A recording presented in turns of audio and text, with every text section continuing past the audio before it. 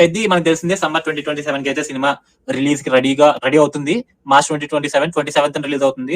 And ఈ movie and paradise movies clash లో రాబోతున్నాయి అనేది టాక్. బట్ పారడైజ్ మూవీ అనుకున్న కన్నా లేట్ గా షూట్ స్టార్ట్ చేశారు. బట్ రిలీజ్ టైం కి వస్తారా అంటే మాత్రం మూవీ టీం ఖచ్చితంగా 26th మార్చ్ కే మేము వస్తాం, డేట్ చేంజ్ అయితే ప్రసక్తే లేదు అని ముందుగా ఉన్నారు.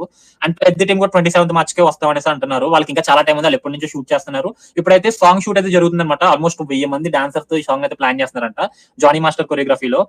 సో 2026 మార్చ్ కి అయితే సినిమా రిలీజ్ అవుతుంది. అండ్ ఐ హోప్ ఈ రెండు సినిమాలు క్లాష్ కి వచ్చి అనవసరంగా వాళ్ళ బాక్స్ ఆఫీస్ రాన్ని తగ్గించుకోకుండా ఒక 2 weeks విండోతో వస్తే బాగుండేది నా ఫీలింగ్ అనమాట.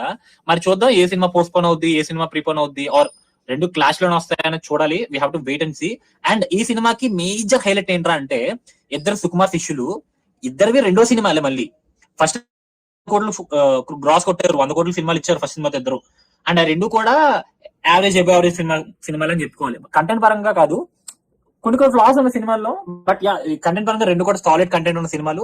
బట్ ఎగ్జిక్యూషన్ లో అక్కడక్కడ కొంచెం యావరేజ్ అబవ్ యావరేజ్ దగ్గర ఆగిపోయినాయి. బిల్ యావరేజ్ కాదు, యావరేజ్ అబవ్ యావరేజ్ దగ్గర ఆగిపోయినాయి.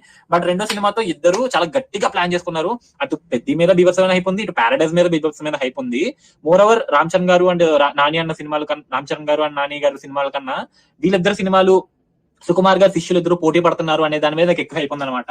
సో యా, చూద్దాం అసలు ఏమొద్దో.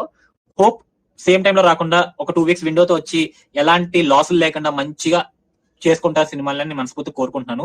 Let's see. అండ్ గతంలో 2018 అనుకుంటా, ఆ టైంలో నాని గారు అండ్ రామ్ చరణ్ గారు మూవీస్ 2 weeks విండో గ్యాప్ లో రిలీజ్ అయినాయి. అవే రంగస్థలం అండ్ కృష్ణార్జున యుద్ధం సినిమాలు.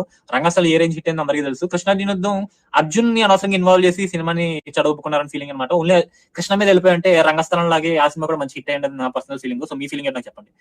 మీ క్లాస్ తగలయ్యా, మాకు ఎంటర్టైన్మెంట్ ఇవ్వండిరా, మీ క్లాస్ పక్కన పెట్టి.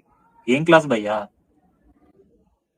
What is the clash? Okay okay bro, Sukumar గారు శిష్యులు, నువ్వు డౌట్ పెట్టుకోకర్లేదు.